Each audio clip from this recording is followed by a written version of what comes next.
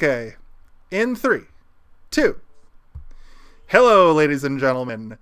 It's Wednesday night, so you know what that means. Everybody's asking the question that we're going to answer. And that is, hey, did you see this one?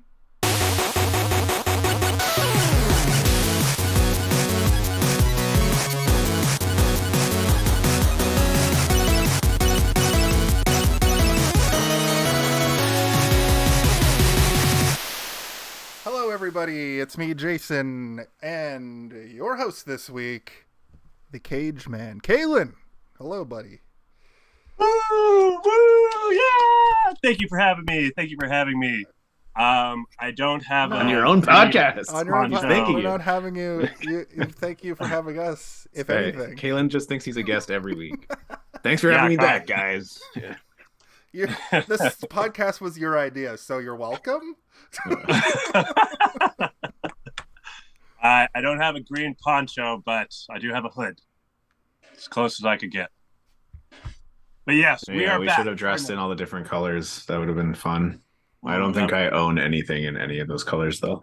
I wore I got a collar on. I'm kind of like Mr. Glass. Like Mr. Ass. Just kidding. Rude. I'm just saying we should try and replace as many words with the word glass as we can, or anything that sounds like it could contain glass in it. Well, Steve, kiss my glass. Kiss my glass, you glasshole. Oh, just wait. Replace things with glass or replace glass with other things? Both. Okay. Both, man. Yeah, Mr. Glass, the movie in which this movie is named after. You mean this one right here? Oh, shit. Also, right here.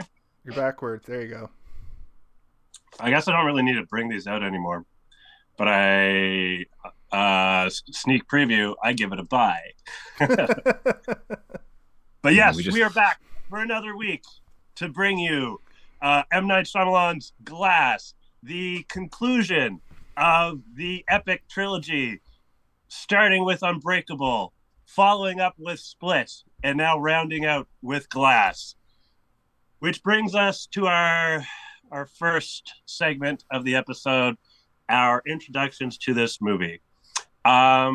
Jason, could you please share with us your first introduction to this movie? Before I get to my introduction to this movie, I'd like to say to Gunny Berry T8 in the chat to get fucked and fuck completely off.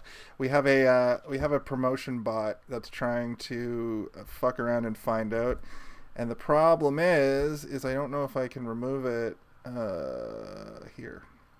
Computer, remove promotion. Computer, remove enhance. Anyway, whatever.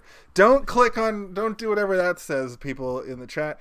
My name is Jason, and the first time I saw this movie was today. But I will say, I want to just say that I was really excited to watch this today. It's one of it's a rare movie where like I'm excited for it, and then I'm stoked about watching it. And then on top of all that, I watched all 3 of these movies basically in the span of about a year. So while the Split twist didn't really I already knew it. I already knew that Split was part of this trilogy. It was awesome to like watch Split just a few weeks ago and then go right into this and see how it concludes. And this one doesn't really have that big of a twist, or This is what I questioned when Steve mentioned a couple weeks ago about ruining the twist, and I'm like, what twist? But we'll get into that. We'll get into that. I mean, there's a couple of twists in this movie. True. I guess. True. Yeah, I guess. Yeah. It's a mystery movie. It's mysterious like and has lots of revelation. Like the guy's dead or whatever. No, it's not like a neck snapping twist. It's like, it's just a bunch of little twists over and over again. Which we'll get into. But yeah, I watched it today, and that was my first foray into the movie Glass. And spoilers, I liked it. Nice. I'm glad I could be a part of this with you. Does that bring us to Steven then? It absolutely. Well, I don't know. You're the host, buddy. I think it does. Okay, it's me. First name Mr., last name Glass. Call me Mr. Glass. I saw this movie in theaters for the first time.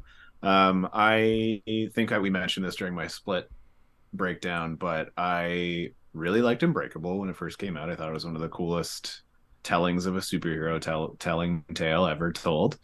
And I thought Split was good too. And the fact that I got super excited by the revelation that it is a part of the same world at the end was super exciting. So obviously I was very excited when I saw the trailer for this, and I was like, oh my God, they're doing it. They're freaking doing it. So I was very excited. On first watching this movie, I was weirdly kind of like, I don't know if I liked it. But then it was one of those ones that stuck with me for a few days afterwards, and I was thinking about things. I'm like, you know what? Maybe that movie's actually better than I thought. And then I watched it when it came out on streaming, and ended up being like, this movie kind of rules. So I kind of love this movie. It's kind of great. And I felt the same way watching it today. I forgot that today was Wednesday, and for some reason all day thought it was Tuesday, and ended up watching this movie at almost had to watch it at 0.5 or 1.5 speed. Didn't have to. But yeah, I watched it again today, and I enjoyed it. I watched it at 0.5 speed just to make sure I really reveled in all the moments. Just so got James every little bit. McAvoy's deep voice was even deeper. He had the deep when he turned into the beast. He was like, "Whoa." One thing. So I work with a lot of like sound effects all the time in my job. So I have like libraries of weird stock sound effects and music and things. And I was noticing that during his fight sequences, they have all these stock animal noises that I've used like hundreds of times. So like I was just very much like, I know that's a bear, that's a lion. Nice. There was also when Glass towards the end gets punched in the chest, the sound of glass shatters. Mm-hmm. The sound design in this movie is quite fun.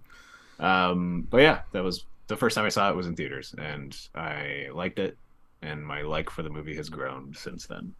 Had some mixed feelings, but then it grew on you. It was one of those situations where I overhyped it for myself. Right. Like, when you watch a trailer a bunch of times and you're so fucking excited, and then you go watch it and it just doesn't live up to the expectations that you created in your head.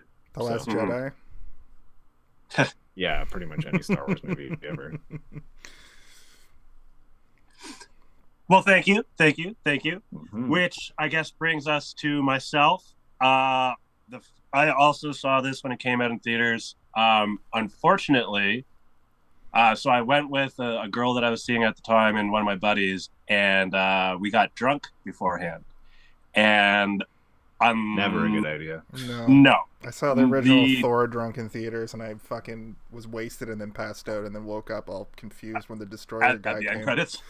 No, the Destroyer fight in the town. I was like, woke up and it was happening, and I was like, damn it, this is the part I wanted to see, and I was too drunk to really. Anyway, sorry, Kaylin, go ahead. No, it's all good. You're adding on. But yeah, in general, almost always, I would say it's never good to get drunk for a movie. Maybe like a silly comedy, a little buzz, but I got drunk and it definitely wasn't the best way to view this. And then I also left with somewhat mixed feelings, where I too was going in with a certain perception, but then upon repeated viewings, learned or got to enjoy the specifics and the fine tuning of this addition to the trilogy. Nice. So Steve, I asked you earlier if you had seen this movie because you had forgotten what day today was. So you've seen it like 4 times, and I assume 3 times. This might have been my 4th. Yeah, and at least 3. Kaylin, how many times have you seen it? I'm probably around maybe 5 or 6, maybe 7. Just to add on to my little intro bit, when this movie came out, I was so fucking excited to see it, but then I was like, wait, John Split is in it? Wait, John Unbreakable is in it?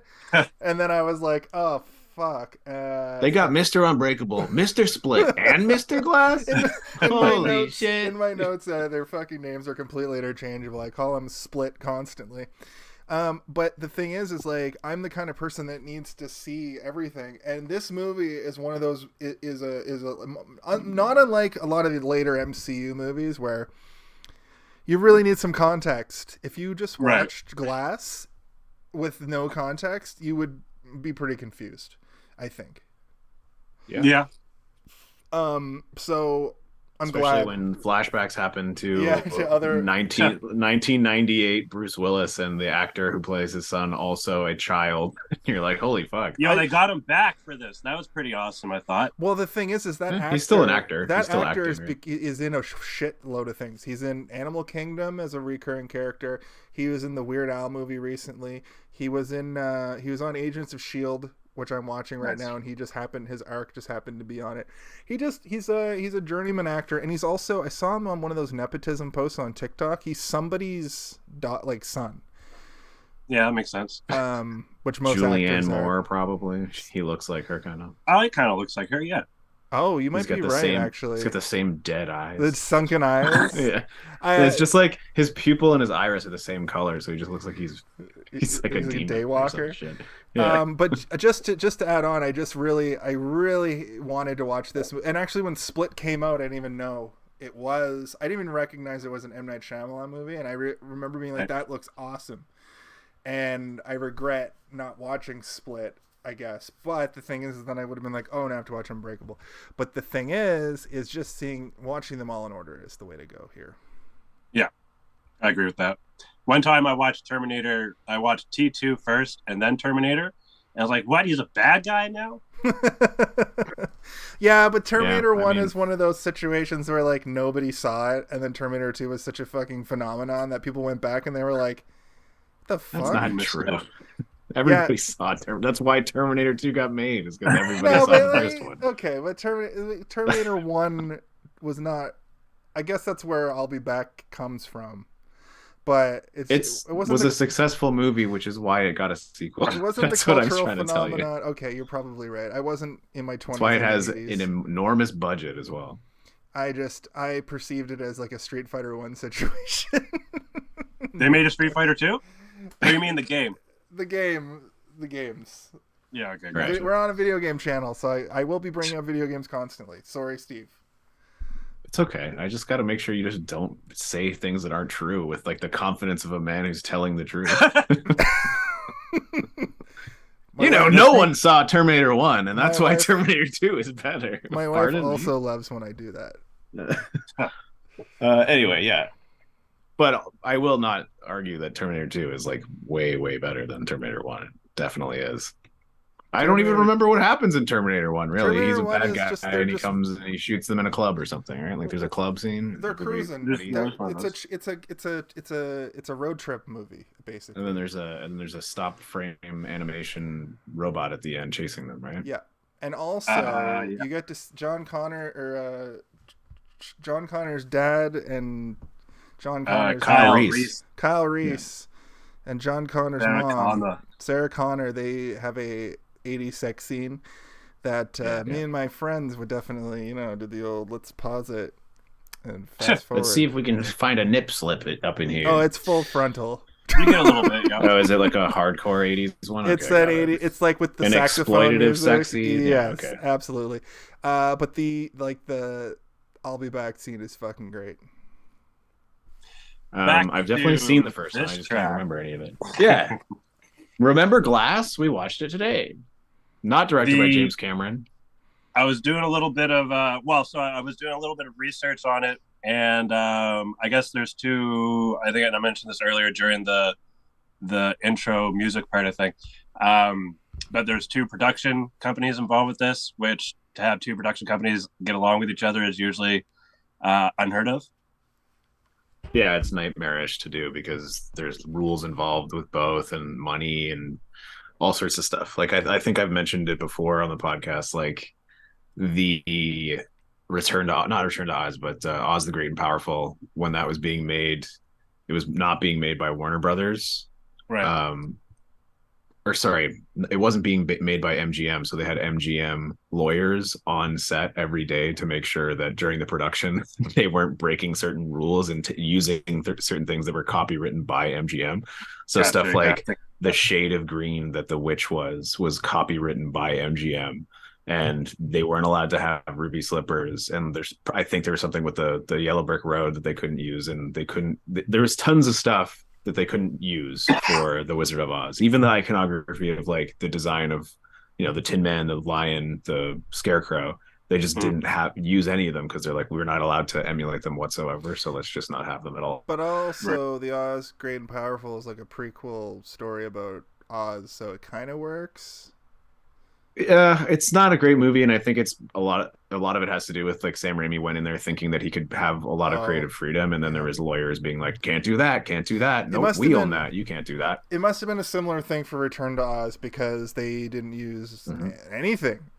Oz looked like a dystopian or a fucking post-apocalyptic Oz. Also, I think that was like part of the story. Yeah, well, that's also why all the characters like that I listed, like the main characters from the first movie, they all look so different, and it's because they weren't allowed to use anything that looked remotely like how they looked in the original MGM movie. In Oz Great and Powerful, does he have like a squad like in the other two Oz movies? Like, does he? Yeah, sort of. He has like one of them is like a flying monkey he's got on his team, and then he's got like a porcelain doll person, and then he's got someone else. I don't remember I've only seen that movie once, and I was like, this is the monkey's like disappointing. If I only had a brain heart.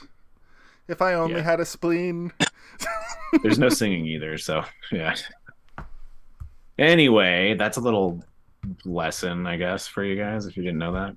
Well, I'm the last. Movie companies own so much about their movies that it becomes almost impossible to share rights. So it is kind of a weird miracle that this movie was made. But at the same time, I think that M. Night Shyamalan, his name was still a little bit muddied by some of his previous movies, even though he had made some good stuff between this and what people consider to be the ultimate flops. But this is another example of them giving him a modest budget to accomplish something, right? Like the movie is almost entirely set in one location. Yeah. They tease this like ultimate superhero fight at the end, and then they don't give it to you, which is really satisfying.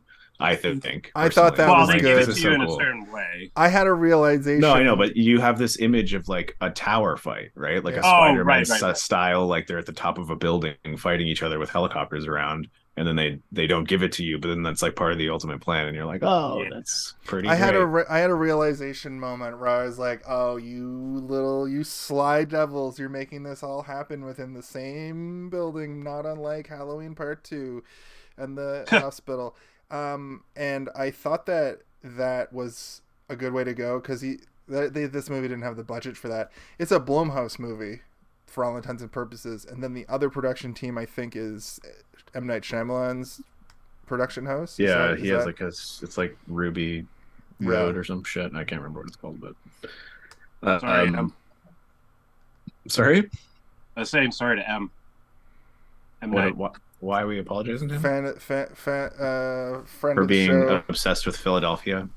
No, there's nothing wrong with that. He loves Philadelphia. I think he lives there, though. He's from Philadelphia, isn't he? Yeah. So he sets most of his movies there, and he almost exclusively films there. And I think part of that is like he's like, I like my city, and I know all these great places that we can shoot. He loves the town, so he's spending a lot of money in the town. So he's providing them with money. And also, I think there's a part of it where it's just like, I'm close to home. I can go sleep in my own bed every night and not have to like fly to London and stay there for 3 months while we film. Yeah, he definitely cameoed. See his cameoed. Family and stuff. Yeah. He definitely cameoed again.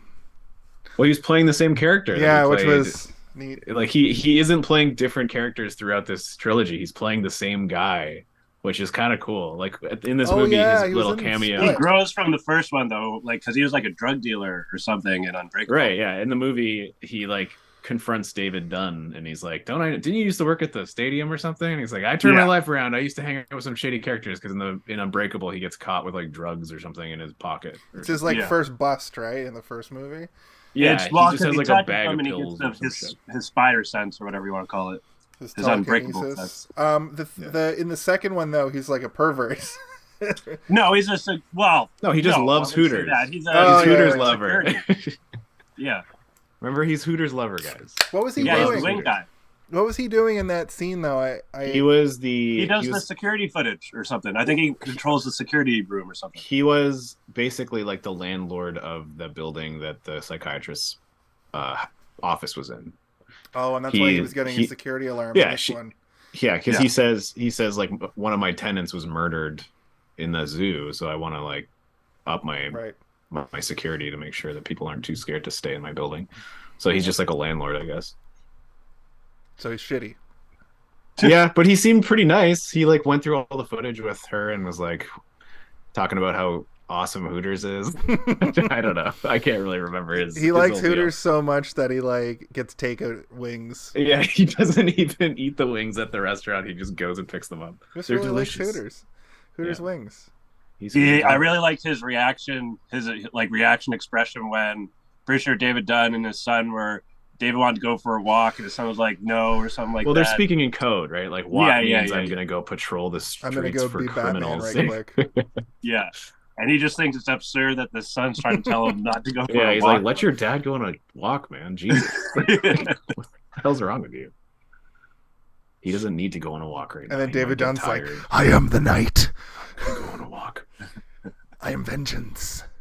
Yo, those knockout videos, that was like an actual thing back in the day. People would like not like sucker punch someone from behind or whatever. Yeah. And it reminded me that thing was a thing, and it reminded me of how like pissed off and like it's more like whoever did that was such a coward. Basically, it's more than that. Those did exist, but more prevalent. The ones that were more prevalent were the early prank videos where a white dude would walk into a black neighborhood and just be completely ignorant, and then that evolved into like planned / staged prank videos, and then they went away for a while, but then they've come back recently on TikTok and YouTube shorts and Instagram reels as like the families, the really super bad acting pranks where families prank each other, and it all stems from the early days of YouTube. I guess this movie does take place in 2018, right? I think so. I think that's relatively, I think it's meant to take place in the year that it came out. Yeah, so 2019. Well, it came out 2019, but it's like 3 weeks. If I recall correctly, it's 3 weeks after Split. So it's 2016. Yeah, it's 2016. Yeah. So it's 3 weeks after January 1st, 2016. It's January 3rd, 25th. Yeah. So okay, cool. We got a timeline. I like that they were able to do it all took place in the same set, like all in the same facility, but it was still over multiple days. Because sometimes I watched something recently. I think Glass Onion all just takes place in one day, and and then there's like sort of a flashback that is like within the same week. Yeah. That movie was fucking good. I love that movie. I liked it a lot. Is that the one where a guy tries to hold up a bank to get a job? No, it's the Rian Johnson sequel-ish. He wants those movies, the Knives Out movies, to be... I read an article where he was like, I wish it wasn't called a Knives Out mystery. He just wants that character. He wants it to be like a series of novels where that detective... like a Poirot, like an Agatha Christie or something. Yeah, where that detective just shows up and gets himself into a sticky predicament. Which is such a fun thing, because like, you know, we love our Hercule Poirots and our Miss Marples and our fucking Murder She Wrotes, but like, yeah, give us like a modern day version of like a man who's just super good at solving puzzles and having to go. And his boyfriend is Hugh Grant. Batman. Yeah, his boyfriend or husband is Hugh Grant, which is a really nice reveal. I like that. No, he makes a point in the movie to say, "I'm not Batman." So yeah, he literally says that because she's like, they keep referring to him as the world's greatest detective, and he's like, "Now listen, I am not Batman. I cannot just walk into a room and arrest a man." So So our 10-second review of Glass Onion is it's dope. Definitely watch One of my that. favorite parts in that movie is like, a box arrived at my home and I had to solve a bunch of child's puzzles. And they're all like, what? There's a whole scene where it takes them like all day to do it. And then fucking Edward Norton is just like, children's puzzles? Yeah. Full of child's puzzles. I think that because this movie was all kind of just one set, kind of like in general, I think it was one of the first things that kind of like threw me off the first watch, because like, again, like I went in with expectations but the expectations, those characters already had their movie. This was like Mr. Glass's movie, right? So this one was all about, you know, the mind or whatever, right? Like where like Unbreakable is like you know, David Dunn discovering who he is, you know, Split with Kevin, you know, realizing that, you know, he exists, kind of thing. The Split is the whole thing is a misdirect. The whole thing is from start to finish. You're constantly being misdirected on what's really going on.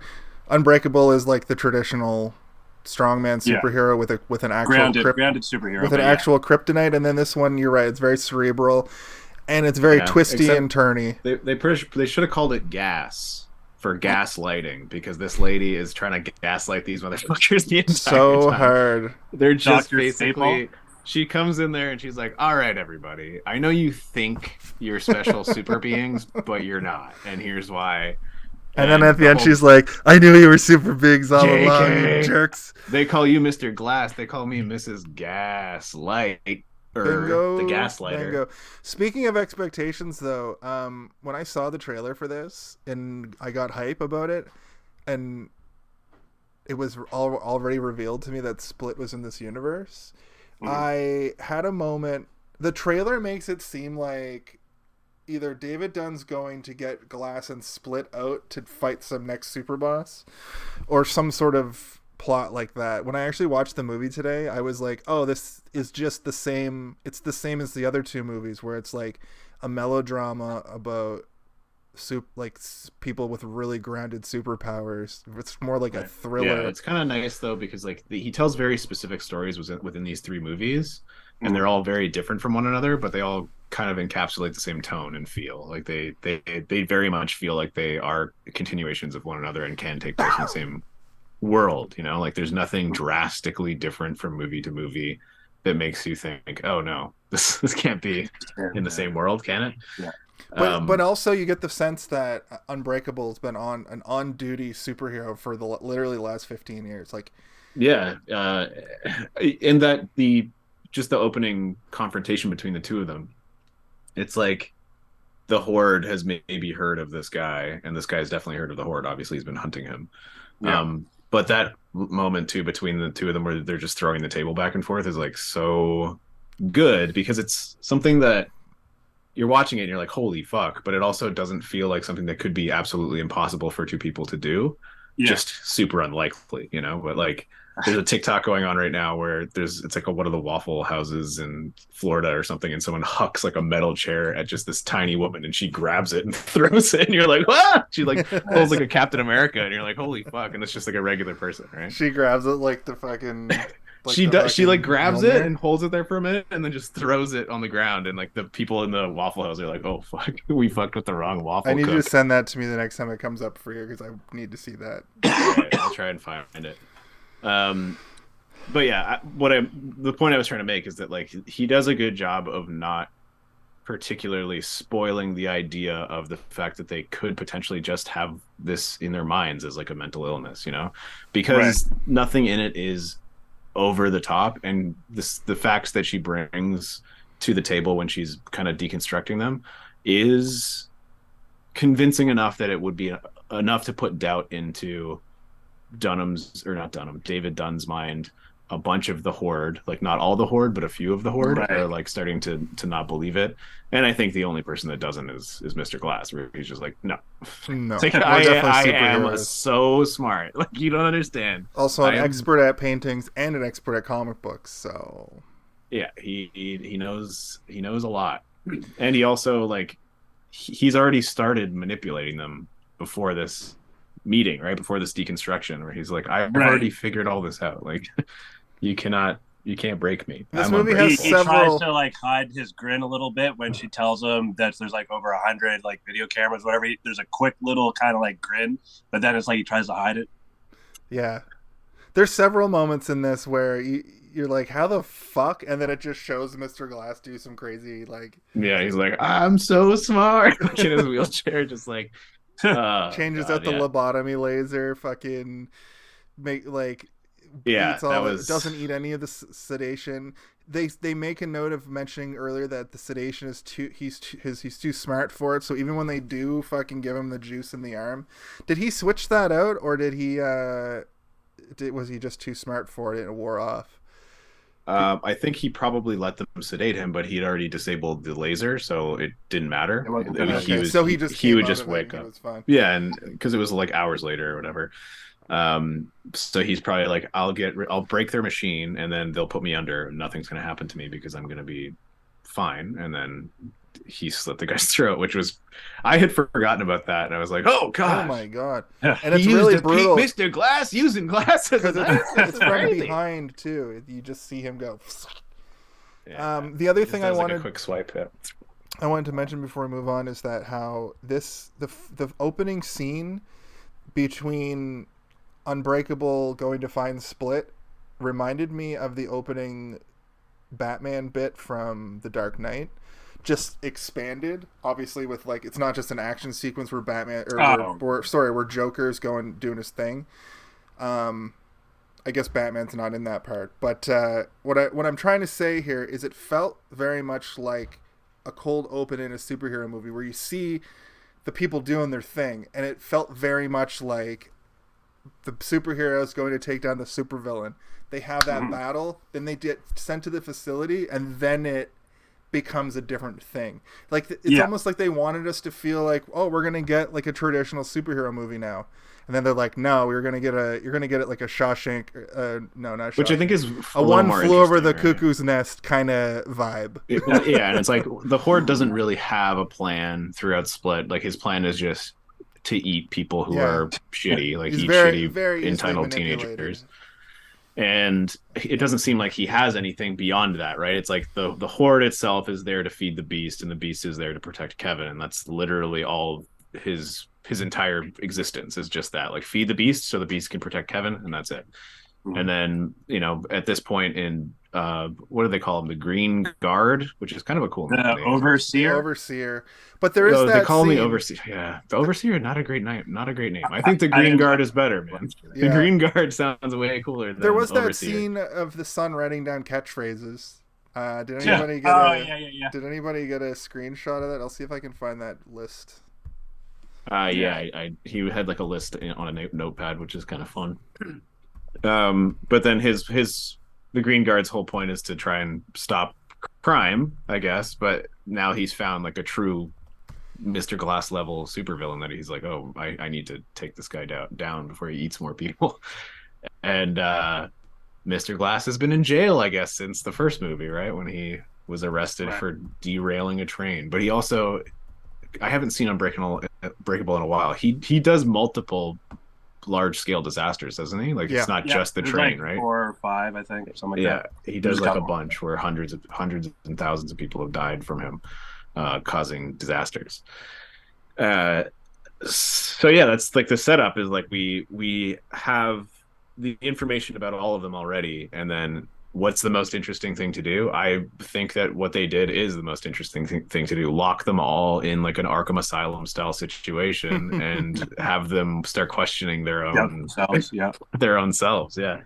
And then having the bad guys work together. And in a way, Mr. Glass is convincing Dunn to work with them as well. He's like, listen, here's the plan, and we're gonna go blow up this building, and the only way for that not to happen is for you to cooperate and come to the building as well. Little do we know that that's not actually the plan at all, and he has no intention of getting to the tower. He just wants to have them fight in front of all the extra security cameras on the front lawn of a big mental health facility, which I think is so cool. Like it is like, imagine a bunch of superheroes fighting on the open front lawn of Arkham Asylum, and nobody knowing that any of these people exist, and then all of a sudden just seeing like a man freeze another man, like Mr. Freeze is just like, I couldn't find it, but they were funny. Freeze frame that the next time you watch the movie Glass. Yeah, I don't remember any of them either. I didn't really kind of sit there to read them, but I thought I'd be able to Google it and find it immediately. Just feel like a pal right in the kisser is one of them or something. Yeah, it's like, I'm here to defeat you. Mm-hmm. No, I thought they were like what the culprits say. Yeah, it was his son was writing down the funny things that the villains say before he kicks the shit out of them. Oh, because I thought that was a Yeah. list of catchphrases. Okay. But yeah, like again, I don't know. I just wanted to underline it again, like the little tiny things that they do that prove to us that they are superhuman in a way are so cool. Like they're so subtle and cool, and it's not like you're watching an Iron Man where he totally disintegrates a van during a fight or like flies through four walls. It's just like the two of them struggling up against a van and him trying to punch the Horde in the face and the Horde dodging it and his fist going into the truck, and then it cuts to the people inside of the truck just seeing these like fist print indentations like on the side of the van. I'm like, that's so cool. It's like Meteor Man, where they do these like small little things that are impressive and far more impressive than you would think them to be written on paper, but to see them in the movie, this movie that's supposed to be grounded heavily in reality with these subtle super beings. It's cool, man. It's cool. Glasterpiece. I'm telling you, it's a Glasterpiece. There you go. That's I think that might be the rating. Yeah. My rating is ridiculous. I wrote it out this week. So anyway, they are in this facility, and we have this mysterious doctor who has been called in specifically to deal with these three people, and she reveals to them that she specializes in people who believe that they have superhuman abilities. But she keeps saying Ellie Staple, played by Sarah Paulson. Yeah, and she doesn't say that. She says, I am here to treat you because you think you're a superhero from a comic book. Like, she literally is like slapping you in the face with a rolled up like action comic. These guys think they're superheroes. And I'm like, just say super beings or something, but whatever. Also, a little bit of a hat tip to Marvel and DC. I think there's like a news heading. The Takanaka Tower is like a Marvel, and then it's in Washington DC. Oh, that's pretty good. I don't know how they can. Wasn't it called Osaka Tower? It's Osaka Tower. I might have said it wrong. My apologies if I did. I don't know how they can see Osaka Tower from Philadelphia. Is Washington right next to Philadelphia? I believe they are close, but not that close. Okay, so it is the tallest tower in the state. Or maybe it's no, it's just the city. It says the tallest structure in Philadelphia. They say it like a million times in the movie. The biggest building in Philadelphia. Even like when he gets home and puts up his raincoat, his poncho, he turns the radio on and you can hear like the Osaka Tower, the tallest tower in all of Philadelphia. Because like I've seen the movie a few times now, and I started to like realize how much they mention the tower throughout the entire movie. Like they're constantly talking about the tower the whole time. I'm showing pictures even in of background shots, you'll see like a newspaper behind somebody that has a picture of the tower being built, and like you'll see the TV with like the news reporter talking about the tower being unveiled, and it's everywhere. When they cut to it at that one part where they're out in the parking lot and they cut to it and show it in the background, and it's got the helicopters flying around it, it really did feel like Spider-Man. That's where they're going. Yeah, like they're going to the Statue of Liberty to fight all the supervillains at the end. Yeah, like, and that's kind of one of the things, like I've said it already, that I think is such a good misdirect even to us, right? Because we know he's misdirecting everybody else, and there's kind of the cheap ones where like they don't show things to you beforehand, so you can't piece it together yourself. Like it's impossible for you to piece it together. It's just a reveal, like dun dun dun. You're like, oh well, how would I have known that he snuck out and stole a bunch of magnifying glasses from inside of a laser? Like I knew that he snuck out and went on the computer, but it didn't show us anything else. Like if it showed him grabbing those lenses or something earlier, that thing is so bizarre looking that you wouldn't know what it is anyway. So if they had shown that a couple of times, or even just once, I would have at least been like, "What is that fucking thing?" And then how do you know what piece to take though? Because he's so fucking smart. Yeah, but like. I'm not saying he's not smart. He just disabled it and replaced a piece. Like at the end of the day, if you think about it like you want me to logic it for you? He went on the internet and he looked up the make and model of the laser that they were going to use to lobotomize him, and figured out. Did he have access to the internet, or did he do it right when he broke it? They showed him on the internet looking up the. He's been leaving his room every night. Is what I gathered from that. Yeah. Oh, okay. Maybe that answers my next question then. How did he make the fake pills? How did he make the fake pills? He used aspirin. Yeah. Yeah, but I was under the impression because I didn't think I thought it was just that one time he left his room, but like you saying that he's been leaving multiple times, that makes sense. No, he just got seen that one time because he wanted to be seen. Right. So yeah, exactly. He spins around in front of the so he goes into the security room because he knows he has enough time between the guard switches, which they do explain, and it does show him on the internet before the reveal of him fucking around with everything. But you then are like, okay, so he has all this medicine and he says he's been switching it out for aspirin. They check the medication that they give for psychiatric drugs, but they're not going to check a bottle of aspirin, and they're not going to inventory a bottle of aspirin. So he's probably just taking a handful of aspirin and then doing his sleight of hand like he says he does, and then hide the thing in the arm. There are ways to logic around that. The one thing that I'm kind of like, is like, just have that little lens thing earlier so that I can have had a chance. You know, give me like a detective's chance. But if you're not going to give me information at all, then I feel like you pulled the wool over my eyes. Well, then you get the M. Night Shyamalan twist. Yeah, that's the twist. Exactly.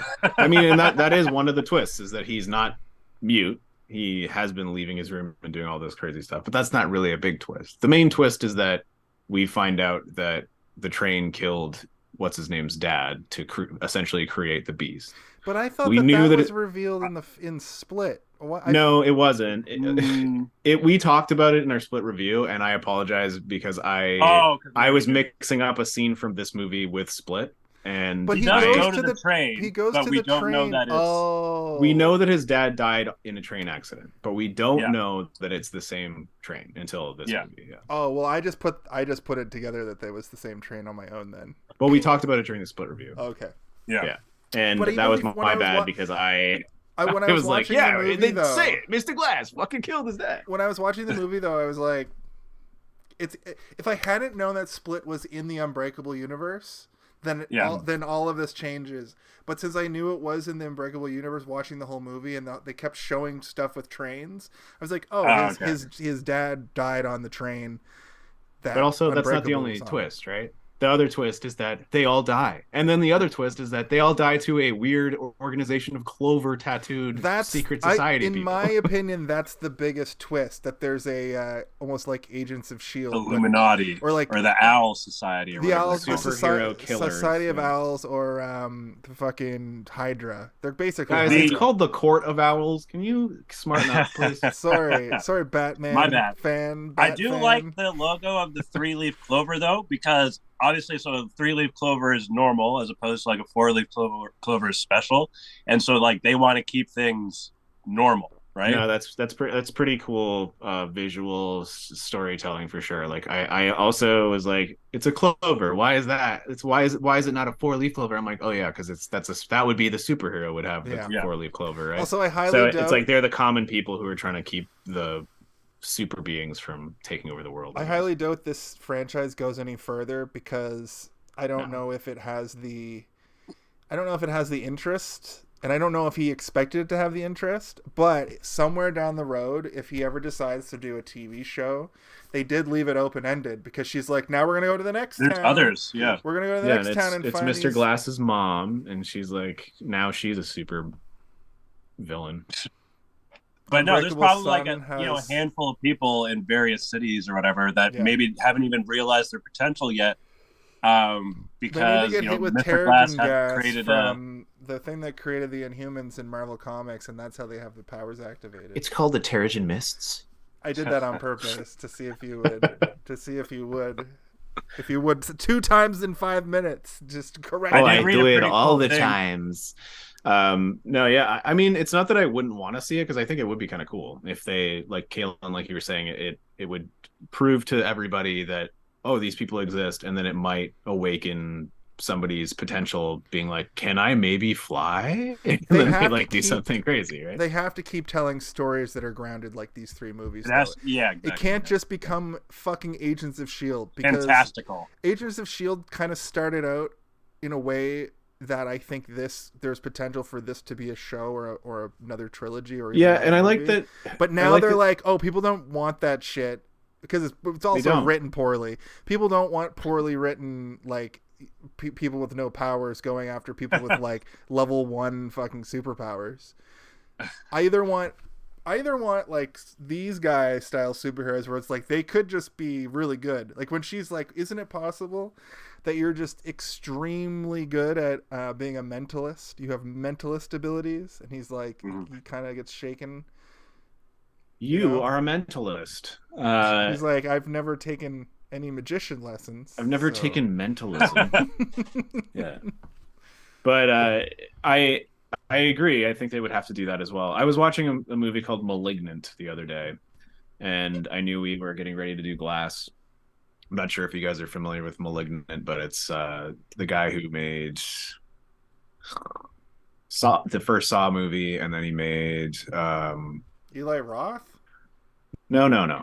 James Wan. James Wan. He did Cabin. Yeah. Hold on. I mean, Saw movie. IMDb. While you're looking that up, cool little perspective I was reading. Yeah, James Wan. Pardon? Oh, sorry. Go ahead. I'll finish what I was saying when you're done. Well, did you find it? Go ahead. Yeah, it's James. I was right. It was James Wan. But yeah, he made a bunch of other like high concept horror movies. Did he make Mother? No. That's like an Italian filmmaker. That's more of like a heady, like, this is the Bible.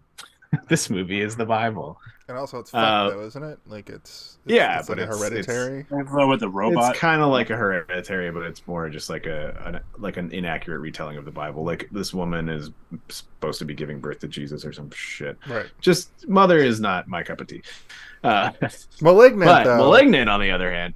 Anyway, he's made a bunch of like high concept horror movies that are just like, here's the premise, and like, it's craziness. And like the premise of *Malignant* is bananas. And when they do the reveal, I'm like, this could be a weird next level villain in the Unbreakable universe, even though it's like a little bit too high up there. It's like everything that's happening that they're doing, there's not really anything crazy supernatural going on. It's like it could potentially exist, messed up as much as any of these other ones could exist, kind of thing.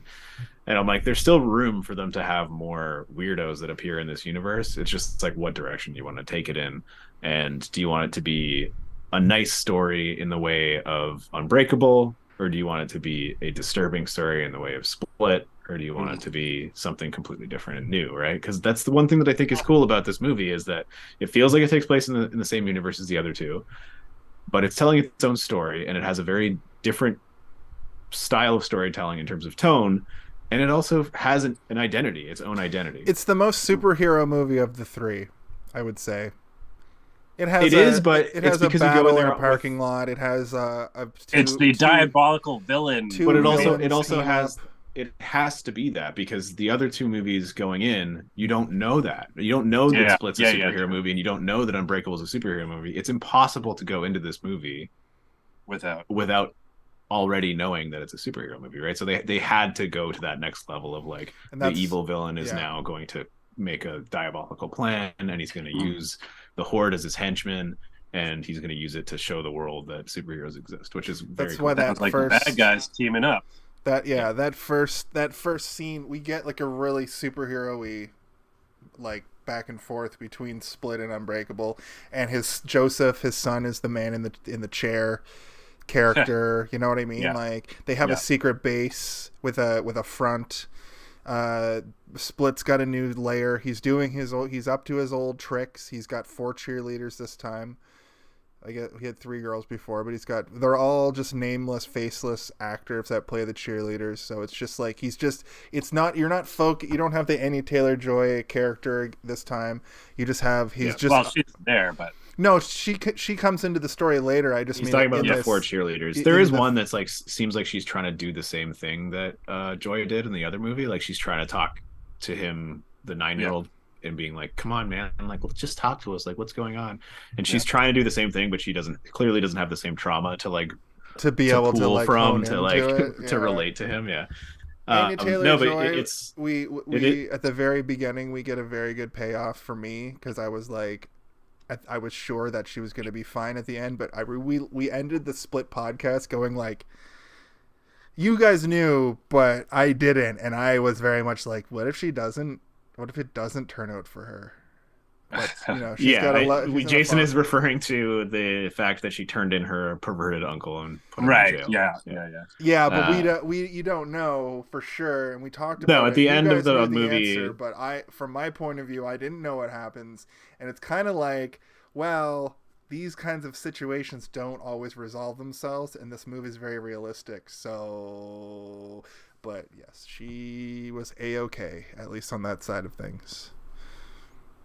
Yeah, and now he went to jail for a little while, and then he got a job at a paper company warehouse, and he drew a bunch of butts on somebody's painting.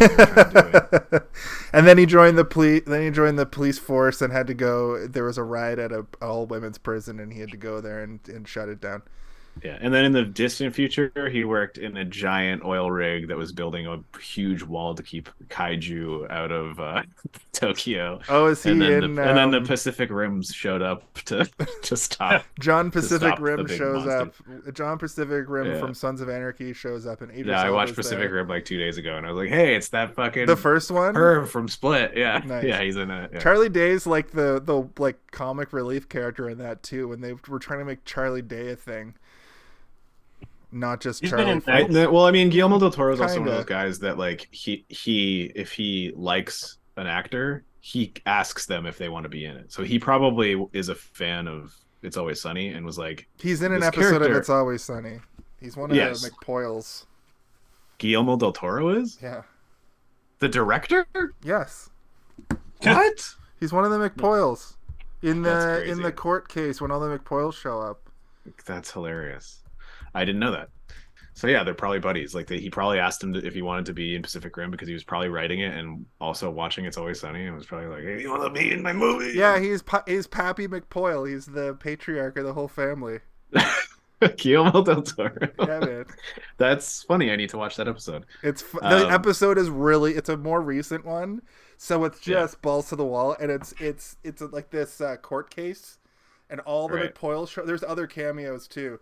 But it's good. He's got like a hat. Anyway, I won't spoil. He is a very funny man. So I like Guillermo del Toro is like. Yeah, he's in Death Stranding as a character. Like he can act. Yeah, well, he was trying to make that Silent Hills game with Kojima, right? Which they might still make. Hopefully, that PT was crazy, man. Crazy. We had play parties with that. The scariest thing ever made.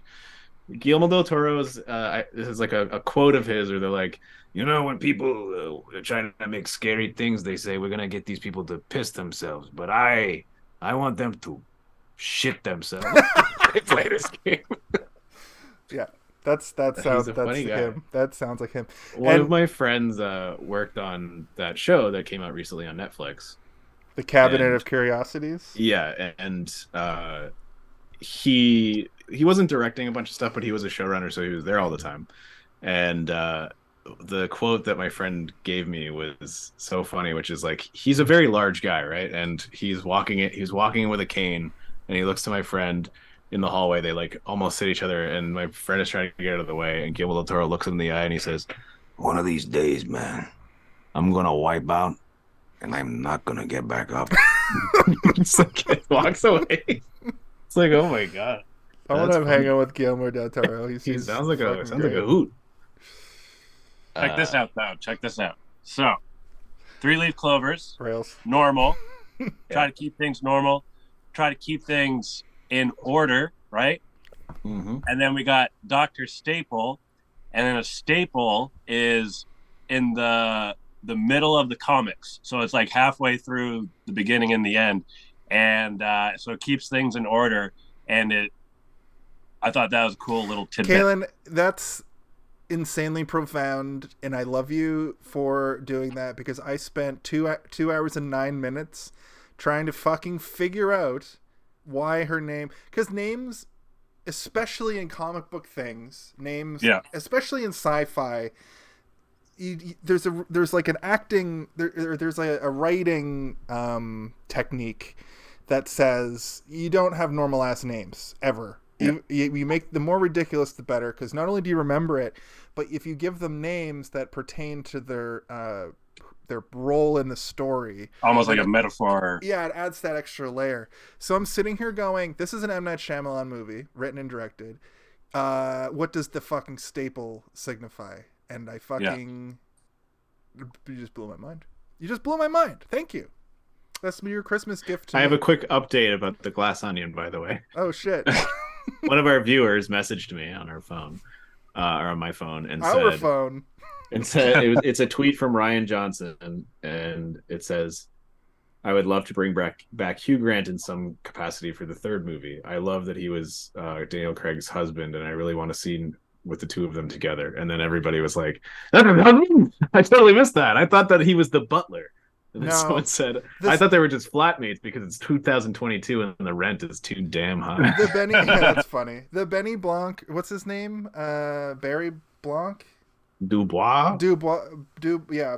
Anyway, Blanc Dubois is his gay subplot is amazing because it's so subtle and it's not like it doesn't. But then you're like, oh. But then you're like, oh, that's why he dresses like that. That's why he always has a fucking neckerchief ascot, on. An ascot, yeah.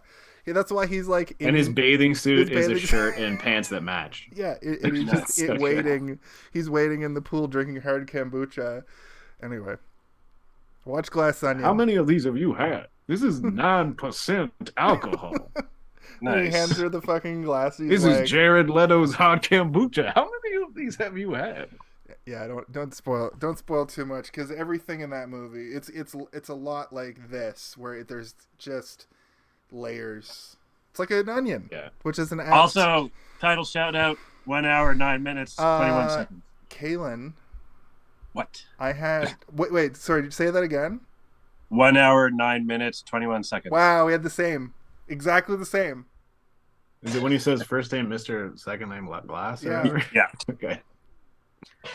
Sorry, which is I wrote great. 1 hour, 9 minutes, 22 seconds, and I was like, we're gonna be off by like a second. Like how funny is that line though? Like it's an insane first thing name to say to Mr. last name Glass.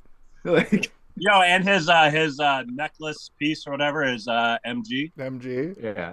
I would be interested to know, because I don't know the answer, was that written in the script or did Sam Jackson ad-lib that? And I want to know which is the truth, because it sounds like something that he would write, because M. Night Shyamalan always has weird fucking lines in his movies, but we know that Sam Jackson can bust out like an improv every once in a while that gets put into the final cut, and that seems like something that he might like roll up in a wheelchair on set and be like, first name Mr., last name Glass, give me some coffee. I wonder if Bad Motherfucker was hiding anywhere on like any of his props or anything.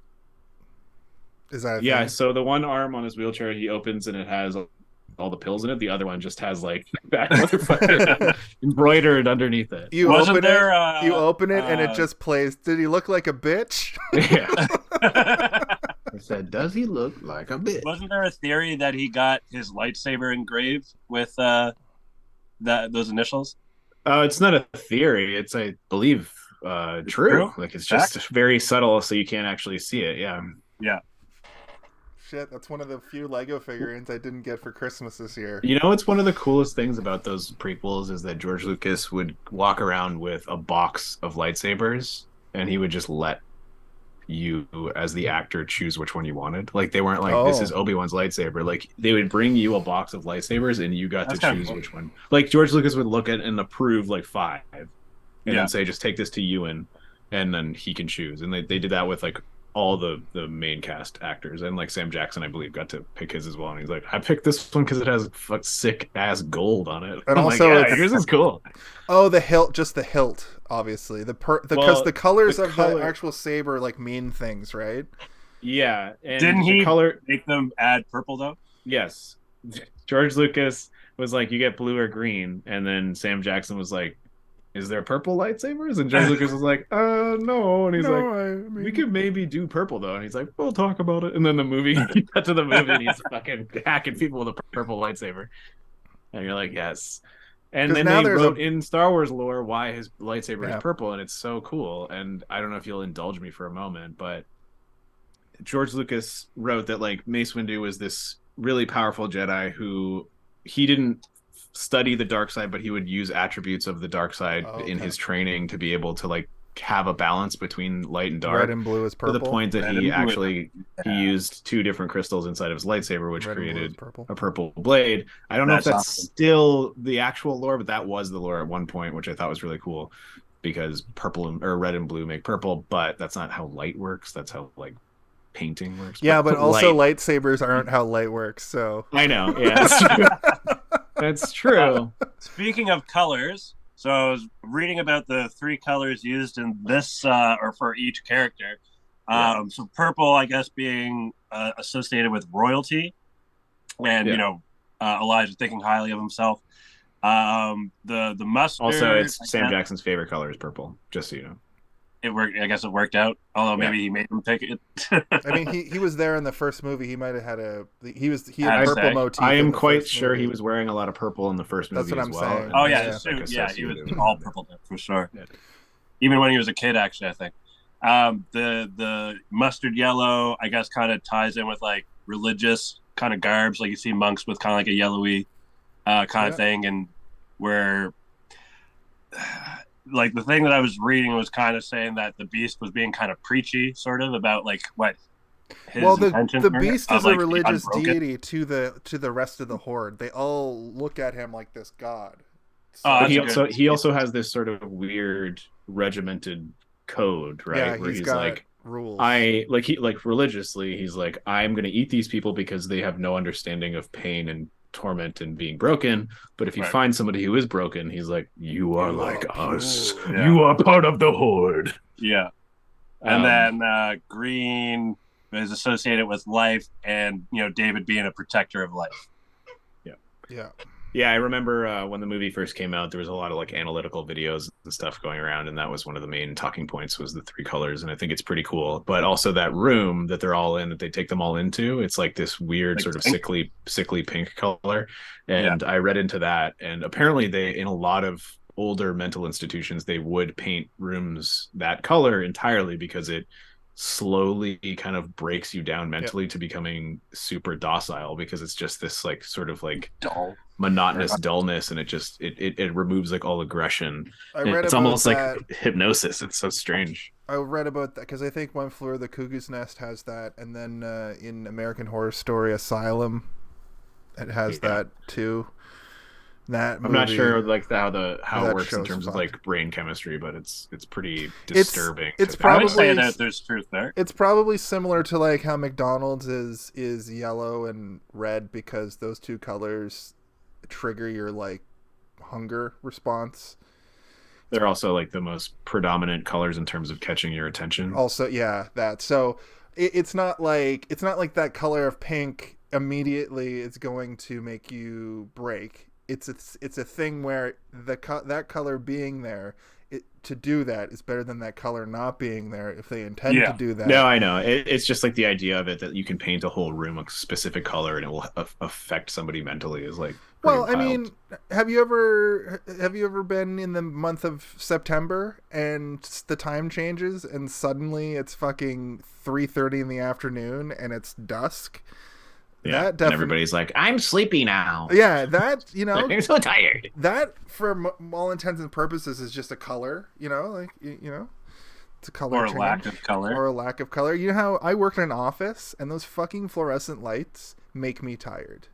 I don't understand why they still do it, man. I'm so zapped. Figure it out, world. Yeah. Switch the lights. It's because it's an oppression thing. I've got my fucking cuffs and my collar on, man. They want to make you docile. I think it's also a financial thing. So I think it's like the cheapest way to like light a massive room is to do that. Okay, so there's I saw a good conspiracy adjacent theory like what I'm talking about with fluorescent light, and it's like, why do they fill our cities with male trees that just make us sick with allergies instead of filling our cities with female trees which produce fruit free for everybody that have no dander? You know what I mean? That sounds awesome. It's one of those, like, you could take it as like that. It's just cheaper to do it this way, or it's cheaper and there are certain places in the world that don't follow that, and you can just walk down the street and pull a fruit off of the tree and eat it, right? And Absolutely. like it's pretty crazy. I would assume the reason they don't do it is so that we can't just eat the fruit and then huck it everywhere. But the fruit's also going to fall off and rot everywhere. You're going to step in a big orange and slide. There's that element sidewalk. of it It would too. smell like rotting fruit everywhere. It'd be disgusting. There's the rational way to look at it. And if there were fucking fruit trees everywhere, it would be a fucking slippery mess. It would stink. It's not like you're not allowed to fucking have a garden. If you have space for a garden, you can absolutely have a garden. You can have chickens if you want, and also if you have a balcony, there's nobody stopping you from having a garden. We have a little hydroponic thing that we grow. Oh yeah. No, we've never grown weed in it, but we grow other herbs in it, and have we had an oregano plant that we had going for literally almost a whole year. Every time you cut the top off, it would keep growing, and we just always had fresh basil. So. Nice.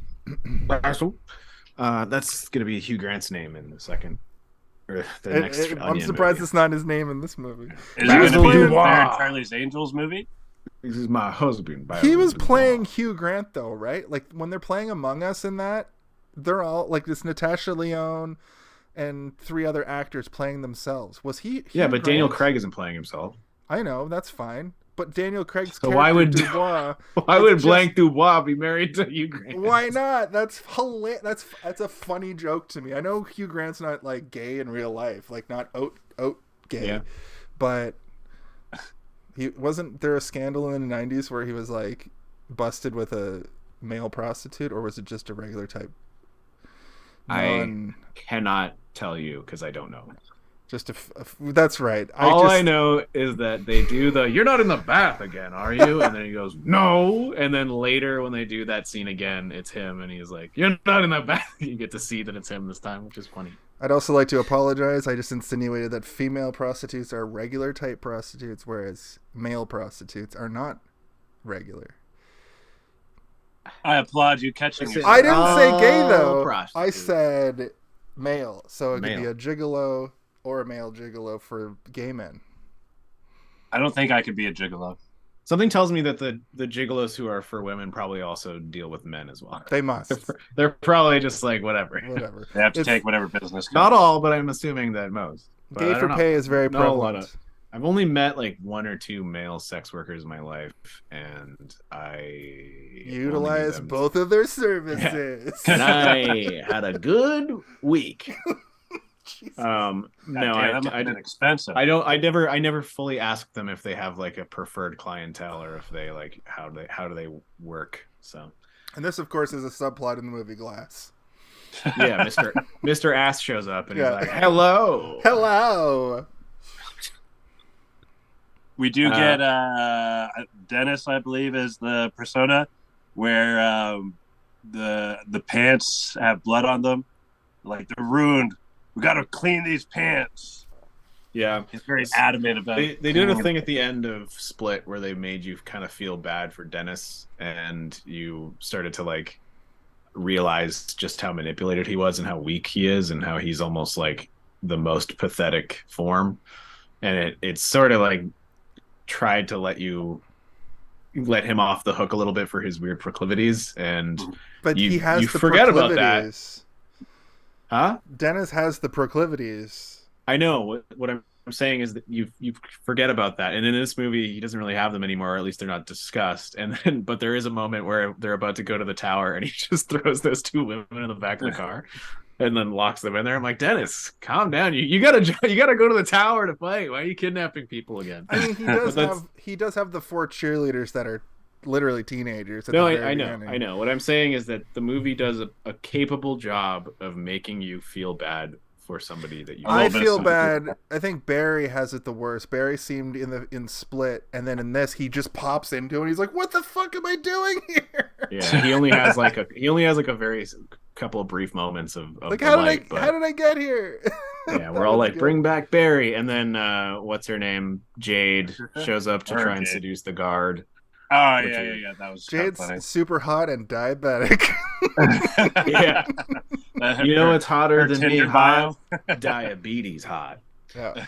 Can you pick? I really, speaking of the switching between characters bits in this, I really enjoy his splits, like his kryptonite or his like the light flat, like the strobe Calling his flashes name? the strobe flashes that change his. Oh yeah, just it is change cool. him.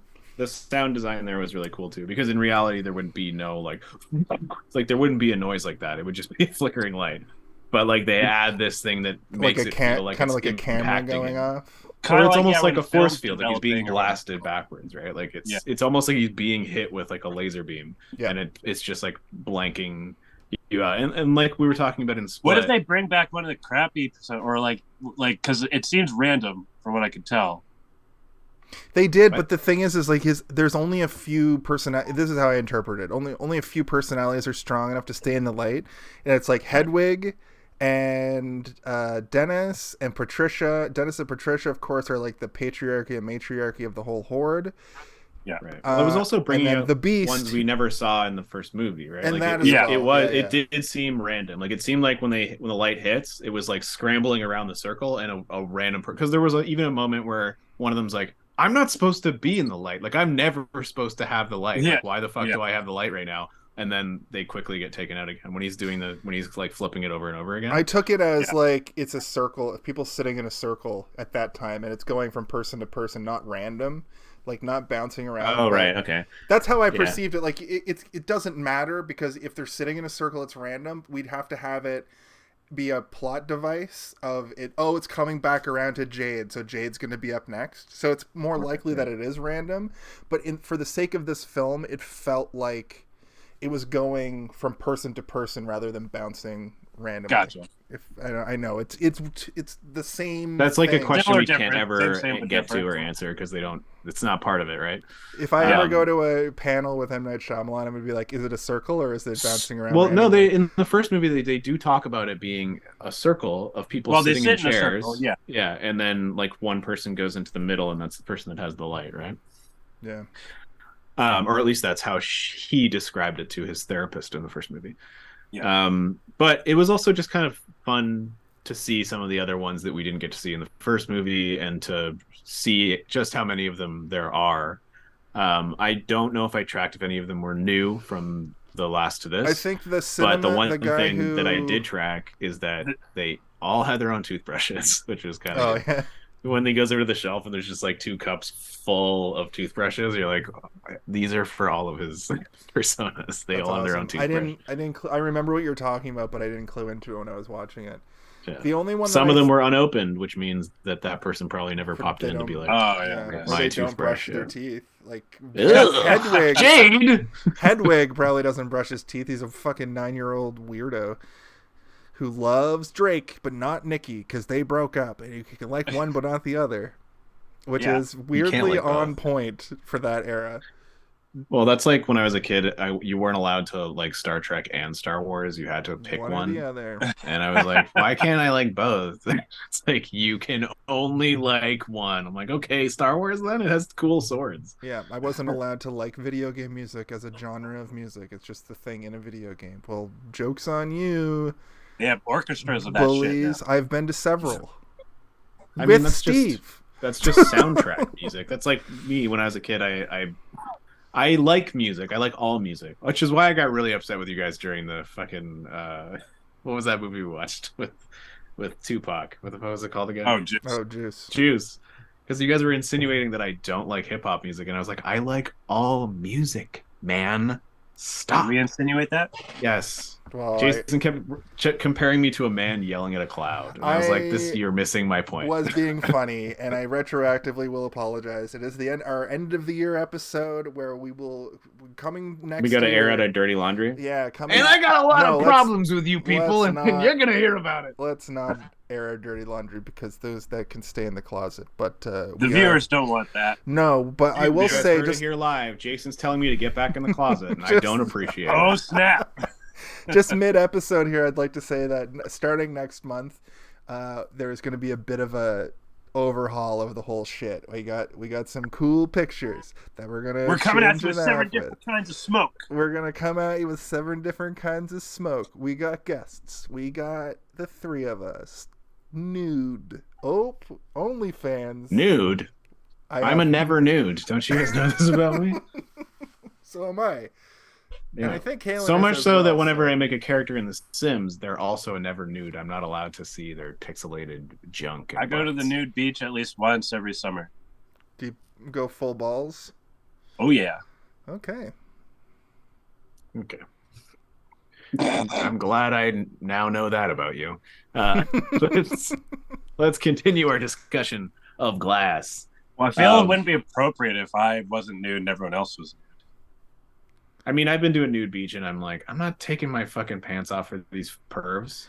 The nude beach. I haven't been to the nude beach, but I don't feel comfortable being naked when I'm alone. It is the nude beach here isn't this like utopia of young, sexy nudes. It's old dudes with their twig and berries. Yeah, exactly. You got nothing to worry about. You can find some younger people there that are hot, but like at the same time, that's not why you go there. And if you are looking at people like that, you feel weird. You're like, what is this? Why am I here? I'm going there to get some sun on my bum. One thing I know that is impossible when I'm so uncomfortable that it is impossible for me to become aroused.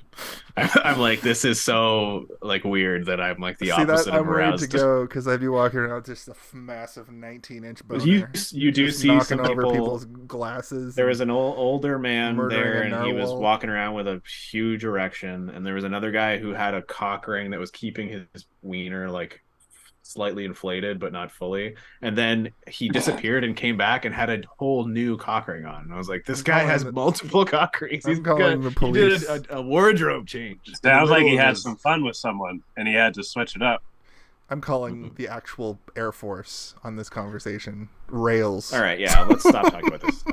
So then Mr. Glass gets his cock ring on, and it breaks his dick in half because he's like, oh! Even though the male penis isn't a real bone, when it gets hard like that, it's one of his super kryptonites shatters. Also, I must say, what is it about movies in these settings where the orderlies are always just the scummiest people? You know, like I'm sure that's Billy like they have to be bad. Happy Gilmore. Orange is the New Black. Black. They made the guy kind of a perv, right? The one that came in and kept switching the lights, because like when he was Jade, he was hitting on the guard, and the guard was like weirdly into it, right? Well, also, like, oh, yeah. Also he says something to the effect of like, "Not again, like we're not doing this again." Yeah, so which means that he probably is like excited when that happens, right? He's horny like, for. And he's Jade horny is for. like he's horny for one of the Horde's personas, which is kind of strange. And then the other guy who's taking care of Elijah, it's just blackmailing him the whole time. Like, I will smash your bones. Well, little but man. Before that, he's being like, you know, we didn't need this lady to come in here. We've been taking care of you, just me and you, all this time, and it's been great. And you're like, oh, is this like his buddy? And then later with the flashlight stuff, you're like, oh no, he's like a torturer almost. Like he just wants the paycheck and doesn't actually care about this guy. Yeah. And I'm kind of upset that guy didn't get his throat slit, but I mean, he did get like a pretty horrible death later. How did he die? He got crushed. Right. Oh yeah, he got squeezed up, which is a shitty way to go. This would be the part in the comics where your eyes bulge out and there'd be some air bubbles with question marks above your head. Yeah. Yeah. That was a good line. Yeah, it's like you can't just have some normal like people, but then like the guy who got his throat slit, every other moment except for that, except for the moment where he was being pervy, he seemed like he was pleasant, though he was annoying. Remember when he's like giving that guy all those health tips or whatever? You're like, oh god, one of these fuckers. But he seemed nice to everybody else, except they had to throw in the fact that he's a weird pervert and probably wants to like do the Sarah Connor thing and lick Jade when she's sleeping. Yeah, but that guy gets his comeuppance. Who, Jade? Or not? Those are some of the worst people. The ones guy? that Yeah, he gets T-boned in the side of his head with a mop handle or whatever. Yeah, that's another movie where the fucking orderlies are the worst. All of them. Oh, the whole institution is like, she's crazy. Also, she's talking about robots from the future. Fuck. Yeah. Also, she looks good in that gown. Yeah. Ugh, that guy licks her is just like, that's one thing that like haunts my mind about like a unconscious person strapped down. Anytime I see it, I think of that scene. I rewatched Terminator 2 like in an era before I was desensitized to like everything. And the scene where she mop handles the dude in the head is the worst part. It's the most realistic. But then you watch it now and you're like, oh, it's just the guy with fake blood in his mouth and he goes, yeah, like spits it out. You know what's way worse? It's the guy who gets the thing through the eyeball. T-1000 with the fucking hook hand is way more brutal, but it's just at the time I remember watching it like it was on TV, but it was on a channel that like showed stuff, so it might maybe like Showcase, and I was watching. Or the space channel or whatever maybe, it was called. Maybe it was Space. It's Showcase after 11. We show the eyeball puncturing. We show the ear getting cut off in Reservoir Dogs. Reservoir Dog. They don't show the ear getting cut off. Like, that's the whole point. Oh yeah, they heavily insinuate. The whole point of that. Show him getting his ear cut off and heavily doused in gas. They just hear him screaming about it. So anyway, I just wanted to make the point that orderlies in every movie involving a mental health facility. Oh, they showed in the Itchy and Scratchy cartoon. Sorry. Right, yeah. And then Quentin Tarantino shows up and he's like, you don't understand what I'm trying to say, and then he cuts off Quentin Tarantino's head or whatever, right? Yeah. I've always wanted to go back because I remember that gag, but was that actually Quentin Tarantino doing a guest of his own voice? Because I think it's a Treehouse of Horror, probably, right? Well, the thing about Itchy and Scratchy is that they can do that in any episode, and it fits. You don't have to make it a Treehouse because that their cartoon show is just like maybe it is. I'm watching overly through The violent now, and I'm about to get into season 3 when it starts to get like season 2 when it gets good, but season 3 gets like really good. Yeah, we got to make a bra bomb. Yeah. I feel like we are getting close to our destination. Undead. Nope. Wrong movie. Laser lobotomy.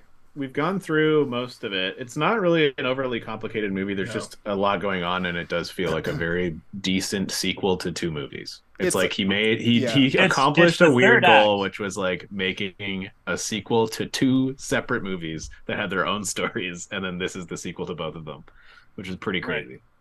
Right. Which is another thing that I think like differentiates it as well, because it is a sequel to those 2 movies, but it's also like a third act as a whole.